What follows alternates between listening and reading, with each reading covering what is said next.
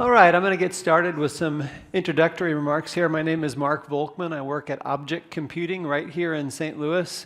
We are the home of a web framework you may have heard of. It's called Grails. We do many other things, consulting and training. And we have a booth that's on the second floor, so come and visit us to learn more. There are 3 tools in the JavaScript space that have really made a huge difference in my life as a JavaScript developer, and those are ESLint. I bet many of you are already using that. And then there's Prettier, a really great tool for formatting your code. And third would be Flow that I'm going to talk about today. And as you'll see when I start going through these slides, they are probably the most dense slides you're going to encounter at this conference. They're kind of old school in that sense, and it really is on purpose. I want it to be the case that if you're convinced to give this a try, you can go back to work and share these slides, which you can find at that URL, with any of your coworkers, and they don't have to hear this talk. They can read through the slides, and they'll be able to understand how to use this. So that was my goal in preparing the slides in this way. There's so much I could say about Flow. It really cannot fit into the 40 minutes that I have, so I'm going to try to go quickly. I'll have to leave some things out, but there are many slides here that you can read later and catch up on that. So first we'll go over an overview of what Flow is. We'll talk about how to specify types, how the Flow server works. That's the piece that is checking your code for potential issues. Then I'm going to get into just the beginning of how to set up the use of Flow on a project, but I'll leave the details to the slides that I'll be skipping over. And then there's lots of bonus material. So first, something very basic. When you use a statically typed programming language and you compile your code, that's when it tells you about the errors. Of course, you don't get that benefit when you're using a dynamically typed language. You typically learn about the errors at runtime, which is not a good thing. And so that's why we have type checking tools like Flow and TypeScript to help you find out about those kinds of errors before you actually run the code. And so why should you use types really in any code? Well, one that I already mentioned is that you'd like to find out about errors in your code before you run it. Another is that it's great documentation about what you were expecting to happen in your code. You wrote this function. What kind of arguments did you expect to be passed? What kind of value should be coming back? Or you wrote a class. What types do its properties have? It increases your confidence when you're doing refactoring. And this is maybe the biggest benefit that hit me really quickly when I started using Flow, is that once the size of our project grew to a certain size and I had to make a big refactoring, I could with great confidence say, I want to change the name of this property. Let me just do it and see what it breaks. Oh, these 10 files need to be modified? Okay, now I see where the changes have to happen. And so it's really great for that. It removes the need for you to add your own type checking in the code. You probably have seen functions that people have written that the first thing that happens in the function is it checks one of the parameters to see is it a string or a number. So you don't have to do those kinds of things. And you don't have to write type-related unit tests. And the last one is that pretty much any editor or IDE that you pick nowadays has plugin support for many tools, and Flow is certainly one of them. And so your editor or IDE can tell you about issues in your code. With all of those benefits, there are still reasons that you should avoid putting types in your code. And one is that it's going to take some time to learn the syntax. And I'm going to try to help with that today and show you how all of that works. But it takes a while to really master applying those types. It makes your code more verbose. That's a big reason why people don't like to use types. It makes the code look kind of ugly. You wanted it to be very concise, and now it's not concise anymore. But I think you'll see that the benefits outweigh that desire, and you can still keep the code relatively concise. And the third reason you might want to avoid types is that if you're trying to do some rapid development or prototype something, it's sort of getting in your way. But that's a nice thing about type systems that allow you to gradually add types, is that you don't have to do it right away. So you can still do prototyping without the types.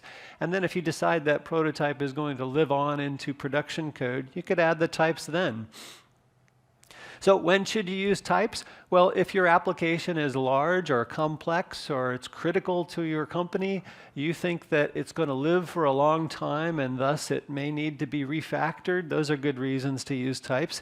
If the code is going to be written and maintained by a large team of developers, that's a good reason. But sometimes none of those apply, and maybe you should skip types for an application like that.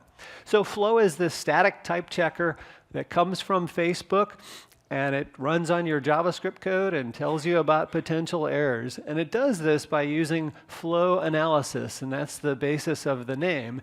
It is tracing the flow of values throughout your code. So if I call a function and I pass it something, inside that function it might take that value and pass it to something else, which passes it to something else, and Flow is watching all of that to see how you're using that value and decide what that type might be.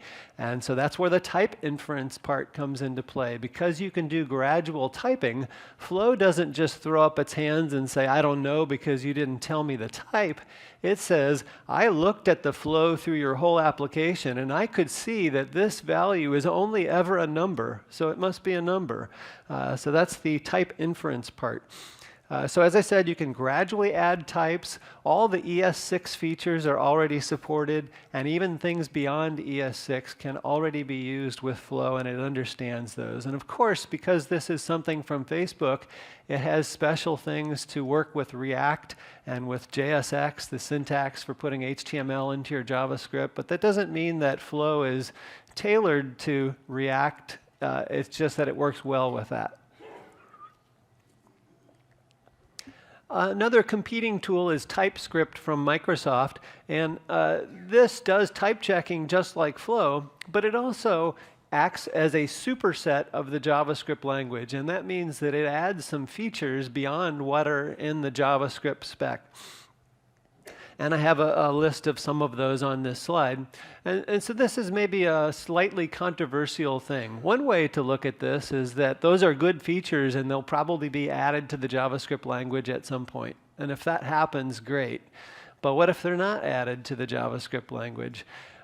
If JavaScript adds something that's similar but not exactly the same, what will Microsoft do? Will they change theirs to be like the standard, or will they keep their proprietary syntax? We don't know. And so that's a point of concern for me. TypeScript compiles down to JavaScript, and the way you indicate that you want to use it is you give a file extension of .ts instead of .js. So it's doing two things for you. It is type checking your code, but it is also transpiling it down to a lower version of JavaScript like ES5 so that you can run it in a browser or run it in Node. And so on the one hand, that seems nice that it's doing these two things for you. On the other hand, this is also a controversial point. Do you want it to do the transpiling? A reason you might not want to is that Babel is a really great tool for transpiling JavaScript code. And many people have written these great Babel plugins to do different things with your code. And so if you're bypassing that and you're using TypeScript to do the transpiling, you're kind of opting out of that. Well, not entirely, because you could tell TypeScript, would you compile down to ES6, and then I'm going to take that and run it through Babel as a separate step. But that's kind of awkward to have that extra step in your process. Another point of comparison is support for third-party libraries. So you might want to add types in your own code, but what about all those third-party libraries, things that you could get from NPM? Did those authors put type descriptions in their code? Probably not. And so other people have done that for us, and they've put it into libraries. And the one for TypeScript is called Definitely Typed. And a really large number of people have done this for a really large number of libraries. And so there are over 2,000 JavaScript libraries that have type definitions for TypeScript. I wish I could say the same for Flow. The last time I checked, it had 570 type definitions, so quite a bit less. The only saving grace here is that there is a tool for Flow that can read in a TypeScript type definition and convert it to one that is compatible with Flow. It doesn't work in every case, but it gets you pretty far along that line. But I have to concede this is a point in TypeScript's favor that it already has type definitions for so many libraries. Both of them, Flow and TypeScript, have good integration with editors and IDEs. And Flow has a goal of remaining compatible, at least as much as they can stomach, with TypeScript syntax. And they've done a pretty good job of this. And I would say in standard usage of adding types to your code, they're about 95% the same. There was an earlier talk where the speaker said that if you implemented your code in Flow, it might be an ordeal to switch it over to TypeScript or vice versa. I think I disagree with that assessment. I think it's actually not a big task because the syntax is so similar. So if you want to install Flow, there are a lot of options that are described at that website. The simplest thing you can do is install it globally. The confusing part is that you do not want to ask it to install Flow. You want to install flow-bin. That's the piece you really want. And then you can ask what version you have installed, and you can ask for help. But this is really just to get off the ground with Flow. You don't really want to use it this way. You want to have Flow be a part of your project, a project dependency that's recorded in your package JSON. And in my later slides, I talk about how to do that. But just to get you off the ground, you can do it this way. Then the next step is you need to tell Flow which of your files you want it to type check. Because remember I said that you can add the types incrementally. And so one thing that you need to do is add a comment at the top of your file and tell it to use Flow. And so //@flow is the easiest way to do this. A kind of a downside is that if you forget, Flow isn't checking that file, and there's no warning for you that you forgot this, and so you might be going along all happy that you don't have any Flow errors and decide later, oh, I didn't turn it on for this one file. There is an ESLint check that can tell you if you forgot that, if you want to demand it for every file. So you could opt into that. Remember I said in TypeScript, the way you opt in is by changing the file extension to .ts, but here you add this comment. Then if you want, you can ask Flow to just check one file, and you do that by saying Flow check-contents, and then you can redirect into that the content of a file, and that'll output any errors it sees. But really, you want to run this on all the files in a project, and that's described later when I show how to set this up as an NPM script in a package JSON file. When you're first getting started, you might like some help in determining what the appropriate types are for a piece of code. And so there's this flow suggest, and you give it a file, and it will output your code with the types added, at least what it thinks. It can't guess correctly in all cases. But if you look at this very simple example, I have a function that's going to compute the area of a rectangle, and I pass in a width and a height, and I return their product, and then I have a call to that. And all is good, but if I want to know what Flow believes the type should be, I run flow suggest on that, and it says, hey, I can see that you're doing some multiplication here. So I'm going to say width and height are numbers, and it looks like you're returning that product. So I'm going to say the return type of that function is number. And so this is a very simple example. It can do more complicated things, but that's great that if you're confused, Flow can give you some suggestions. As you might imagine, when you add these types into your code, other tools don't understand it. So I can't just run this code with Node, and I can't run it in a browser. I have to strip out those type definitions. And so there's multiple approaches to this, but a simple approach, if you're wanting to use Node, is to install node remove types. And this gives you two utilities. It gives you flow node and also flow remove types. And so flow node is like a replacement for the node command. You just give it a JavaScript file that may or may not have type definitions inside it, and it will strip those out and run that code. It doesn't rewrite the file. It's just kind of doing that in memory, and then it's able to run it. If you really want to remove them from the file, you use flow remove types and give it the file, and then direct that output into a brand new file. So there you are creating a new file. And by default, it's sort of whiting out the types. It doesn't change the spacing of anything. It's just replacing all the characters in your type with spaces. If you'd like to collapse that space, then that's what the -- prettier option does. Either way, it's not doing anything for you unless you have annotated the file to say you wanted it to use flow. So the //@flow is still necessary. There's another approach you can use where you put the types inside special comments, but it's just really ugly. I think you should bypass that and just put the definitions in the normal way.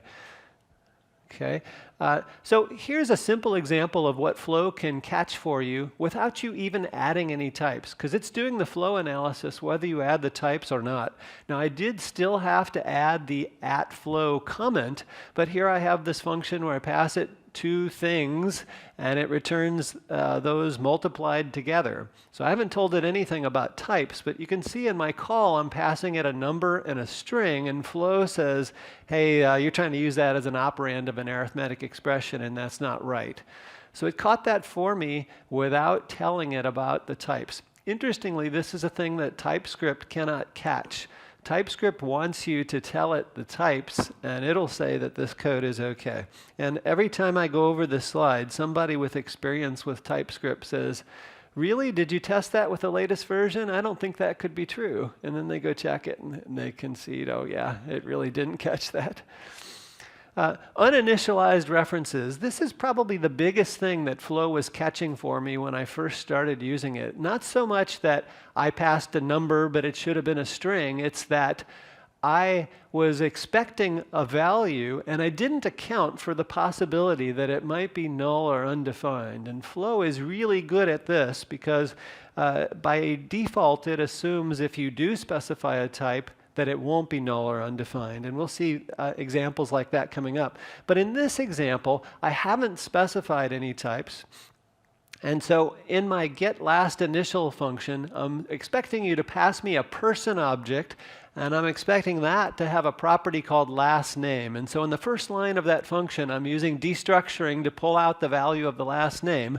And then I'm going to check and see if it was there. And if it was, I'm going to get the first character and return that. Otherwise, I'll return an empty string. And so then I create a person object that has a last name, and I call it. Everything's good. It outputs a capital V for me. But then at the bottom, I'm declaring let, and I didn't give it a value. And then I call that same function, and Flow is going to catch this. And it gives me 3 lines of errors. So first, it's saying that that call to getLastInitial has a problem. And then it says, well, the problem is that inside, I don't think there's going to be a value for last name, or there may not be. And then on the last line there, it's saying, yeah, a person is the problem here. That could be uninitialized. Okay, so that's great that it catches those sorts of things for you. So I want to go into some detail now about how you specify types, because up until now I've just had the number type, or I haven't specified types at all. And there's a lot of detail about this that you can find at the Flow website, but I'm going to try to hit the high points here. And the basics are that after the name of a thing, it could be a variable or a property or a parameter to a function, or the return type of a function. After the name of a thing, you have a colon, and then its type. And so in this simple example, the type of score is number, and I also can initialize it. So the type can often be inferred, but the question is, what will it think the type is? So if I didn't specify a type here, if I didn't say it's number, it could see that I'm assigning 0, but would it know that it's a number? Well, it would if I had used const instead of let, because then it would know it can never change to something else.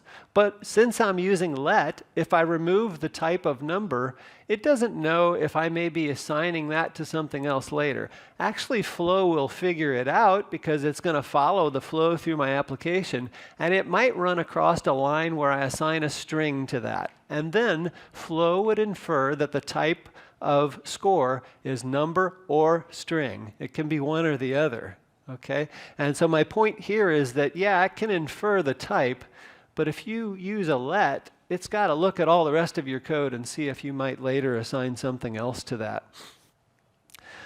Flow calls something a maybe type if its value might be null or undefined. And you signify that by putting a question mark in front of the name of the type. And so here I'm saying that score is maybe a number, but it also could be null or undefined. And you do that with the question mark. TypeScript can do something like this as well, where it's going to check and make sure that if you didn't allow something to be null or undefined, that you didn't use those values. That's called a strict null check, and that's an option that you need to turn on. It's a fairly new feature of TypeScript, but this is the default behavior in Flow, that nothing can be null or undefined unless you say that it's a maybe type. So the basic types are what you might expect: Boolean and number and string. It supports the wrapper types for those, which are rarely used in my experience. If you want something to have a type of null, you just say null. If you only want it to be undefined, you have to use void. That's the word that means that it allows undefined. Interestingly, you can also say that the type of something is a specific literal value. So a number that is always 7, or a string that's always foo, or a Boolean that's always true. It seems odd. You may be trying to come up with an example of where that would be useful. And I'm going to show one later where we talk about type discrimination, maybe 20 more slides here. Another type is any. And this basically means I've grown very lazy and I don't want to think about this anymore, so just don't do anything with this. It's really a bad idea, and there's a related type called mixed, which is a better idea. Mixed also means it could be anything, but it says, before I actually use it in my code, I'm going to do some checks to see what it really is right now, and we'll make it safe. And so in this example at the bottom, I have this function foo that takes the parameter v, and that's mixed, so it means it can be any type. But notice that down in the code, sometimes I multiply v by 2, and sometimes I ask for the length of the thing. Before I multiply, I verify that it's a number. Before I get the length, I verify that it's a string. And if it was anything else, I'm just returning it. And so that's going to be okay no matter what the type is. So this is a thing that's called a type refinement, and it's something that you must do if you say that the type is mixed.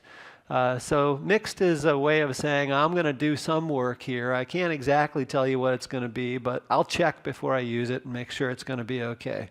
Of course, the best thing to do is specify a specific type if you can. And so here's an example of some basic types. I've got this getChars function, and I can pass in some text that I want to get characters from, and I can tell it how many characters I want, and would I like to get those characters from the beginning of the string or from the end of the string with that Boolean at the end. And then the return type of this function specified after the right paren is that it's going to return a string. Okay, and so that code is doing all the right stuff, and then I have 3 calls to it. And the first 2 are fine. The first one is getting characters from the beginning. The second one gets characters from the end. The third one is just completely wrong. Everything is wrong there. I'm using a number where it's supposed to be a string. I'm using a Boolean where it's supposed to be a number, and a string where it's supposed to be a Boolean. And I'm going to get 3 errors output for that line. So very simple example of using primitive types. There are a lot of things that Flow understands out of the gate without you having to tell it. And so if you look at this GitHub reference there, you'll find the files that are in the blue boxes off to the right, and they're very readable definitions of those things. But Flow already understands all of the things that are built into JavaScript. It knows what you can do with an array, and what you can do with an object and a string and a date. And so it'll check all of those for you. It knows about the DOM. It knows about the methods on an element or a node, all of those things. It knows about the browser API, things in geolocation and WebSockets, all of those kinds of things. And what I mean by that is that it knows what are the functions that those define and what kind of arguments they take and what they return. And so if you use them incorrectly, it will flag that for you. It knows all about Node.js. And so all you have to do is require a node module in the normal way, and the ones that are in core, things like fs for the file system, it understands all of those functions and will tell you if you're using them incorrectly. And it knows some things about special events that React uses. So that's just some highlights of what it already knows how to do without you defining the types. Now when you get into defining your own types, it's often the case that if it was important enough to define, you're probably using it in multiple source files, and or maybe multiple places within the same file. And so you don't want to keep repeating long definitions. For example, if I'm going to specify all the properties that can be in a certain object, that could be a long definition. And so what I want to be able to do is give that definition a name. And I do that with a type alias. And that, for an object, is just telling me like the minimum requirements for this kind of object. It can have additional properties, but it has to at least have those that I specify. That's something that's called with subtyping. I'm just specifying a subset of the requirements for this object. And so to define a type alias, you say type, and you give it a name, equals, and then the definition of the type. And it's a widely followed convention in Flow to make the name of these types end with the word type. You don't have to do that, but it's a convention, and there's an ESLint rule that can tell you if you didn't do that. A related keyword here is interface, and interface is very similar to a type alias, and I have a URL there that you can go to read up on the minor differences between those. When you want to specify types for a function, well, we've already seen some examples like this, but here I have this monopoly-related function, and I can tell it whether I'm passing go and what I rolled on the dice and what piece I'm trying to move, and we have types for all of those. And then as a result of this move, I have a result, and so that's result type defined there. So we'll assume that that's a type alias I've defined somewhere else. Okay, and so that's great for specifying the types for this one function. But what if I had multiple functions that had the same signature? I'd like to capture that in a type alias and be able to say that various functions are that kind of function. And I could also use this for cases where I'm passing a function to another function. So I need to say the type of that parameter, which happens to be a function, or a function that returns a function and say that that's its return type. So in that case, I'm defining a type alias, myFn type, and it looks very similar to that first line. The biggest difference you'll see there is that after the right paren, instead of a colon, I have an arrow. And that's just a difference in syntax when you're defining a type alias for a function signature. Inside a function definition, if you want to have optional parameters, you do that by putting a question mark after the name of that parameter. And so in my distance from origin function type, you can pass in an x and a y and a z coordinate, but maybe you're just working in 2D and you want to leave the z coordinate off. And so I've made that be optional. Also, if I want to say that something can be null or undefined, as we saw earlier, you put the question mark in front of the type. So if you're familiar with implementing callback functions in Node, usually they take as their first argument an error, but there might not be an error. It could be null. And so that's why I have that red question mark in front of error for my callback function. And then there's a result. Well, I may not have a result, and so that's an optional parameter. And if I do have a result, in this case I'm saying it's mixed because it could be anything for this particular callback. So those are all the ways that you can describe types for a function. I'm moving on to arrays. I want to describe that something is an array of a certain kind of value. And there are two ways you can describe this. You can say the name of the class array and then angle brackets to tell it what kind of elements can go in it. Or I could use the square bracket syntax. And so we see two examples here of saying that I have an array of dates. They're really equivalent. You also can nest these if you want a type that is an array of arrays of something.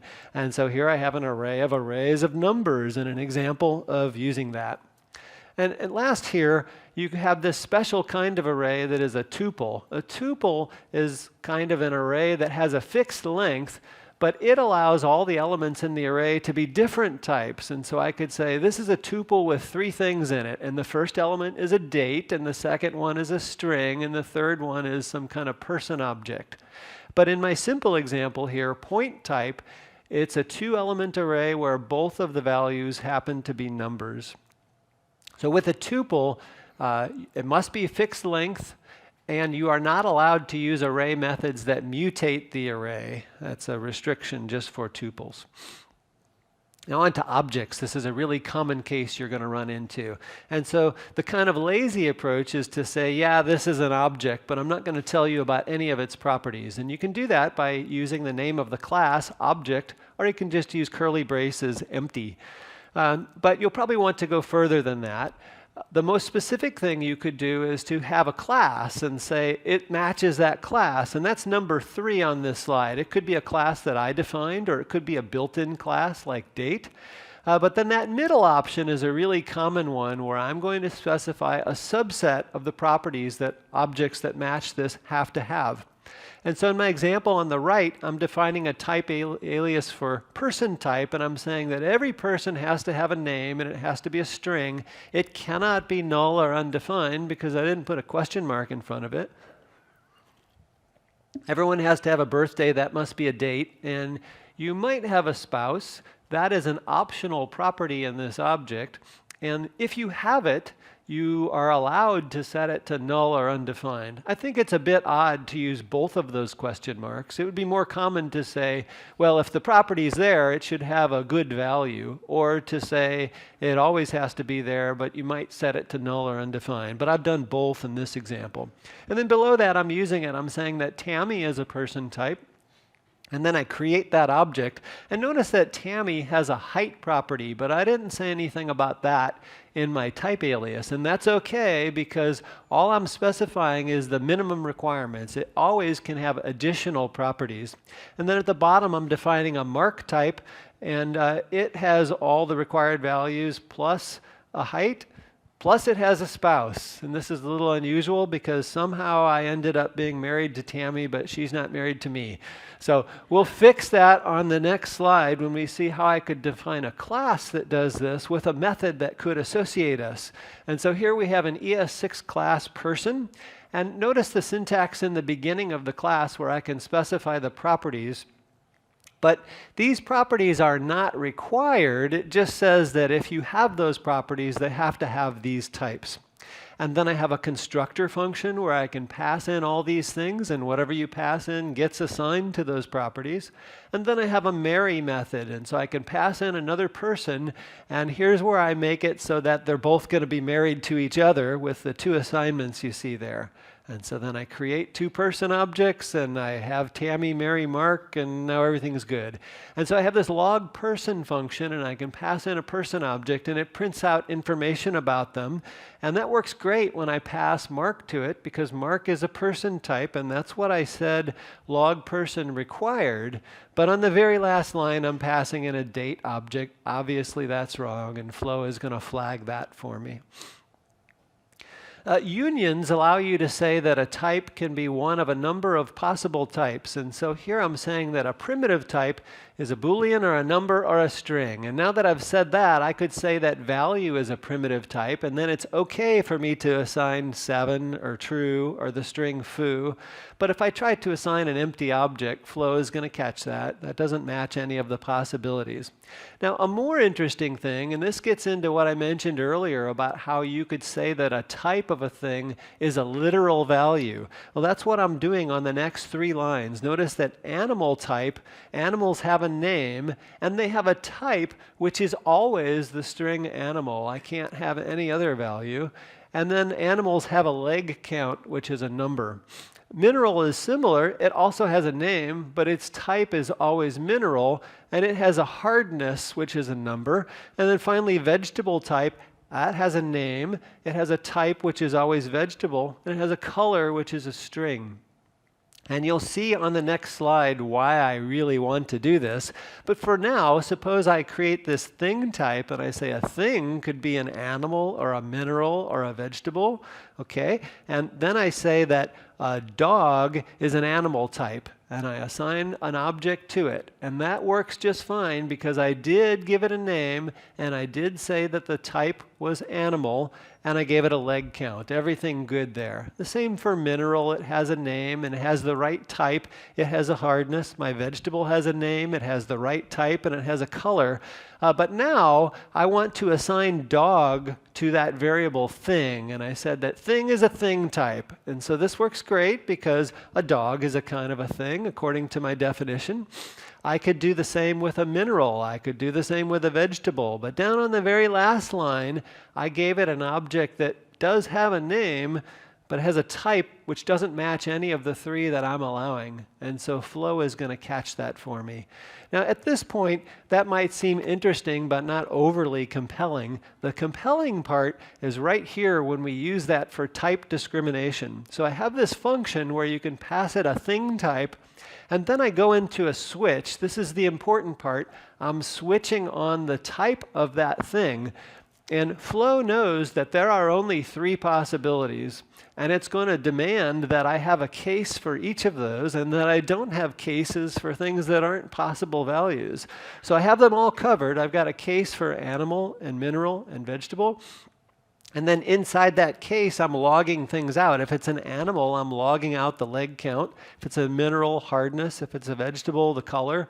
But Flow is checking that for me. I cannot try to log the color of an animal. It knows that only things with a type of animal have a leg count, and similarly for the others. So this is a really cool part of these disjoint unions and using them in a type discrimination like this. You can also use unions for a simpler thing, just a basic enum. And so here I have an activity type, swim, bike, or run. And so I can assign swim or bike or run to that, but if I want to assign collapse, it's going to complain about that.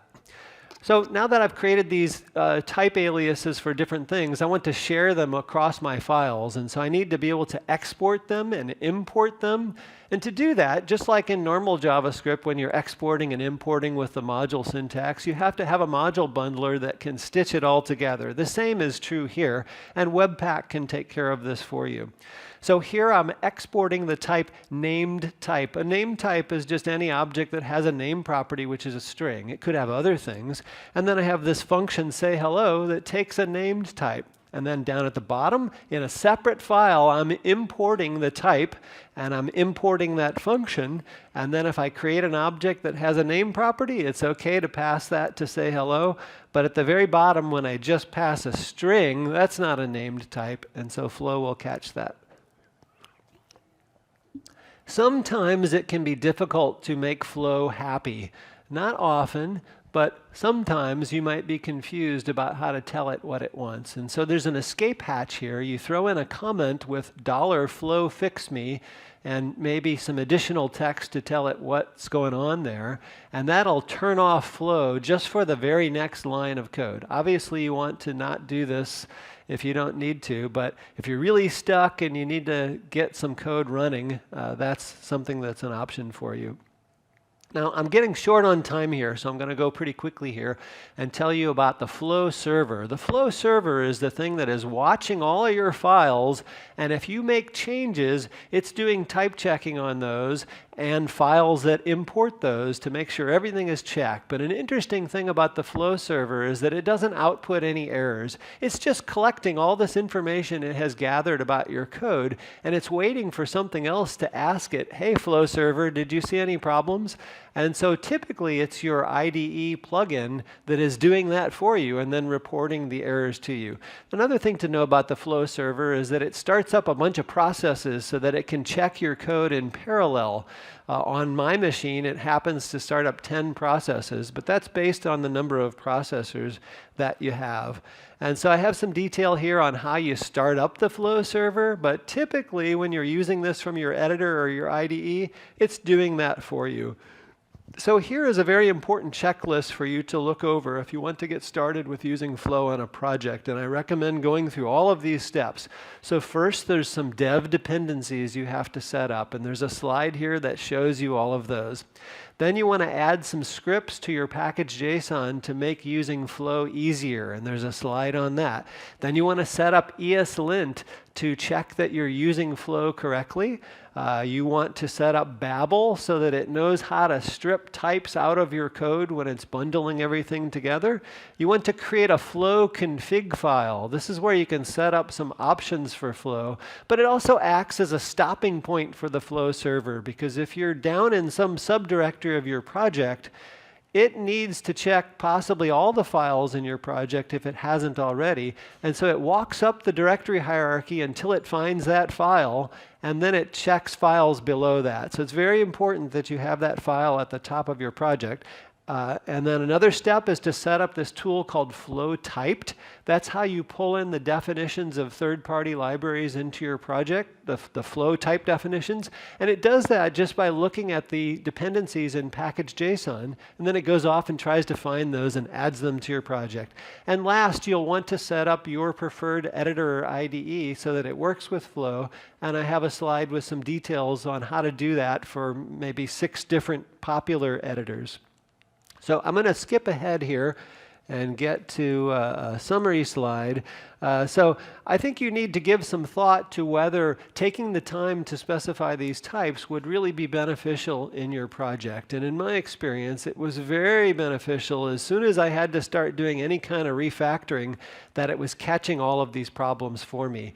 So whether you use Flow or TypeScript, I think they're both great. I highly recommend that you give at least one of those a try. And start simple. Just add types to a few of your files and then gradually build that up over time.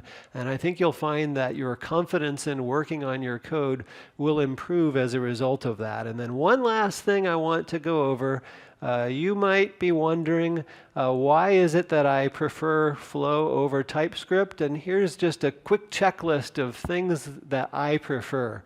So the first one is that Flow does a better job of catching errors before I even add any types to my code. I think that's a really nice thing.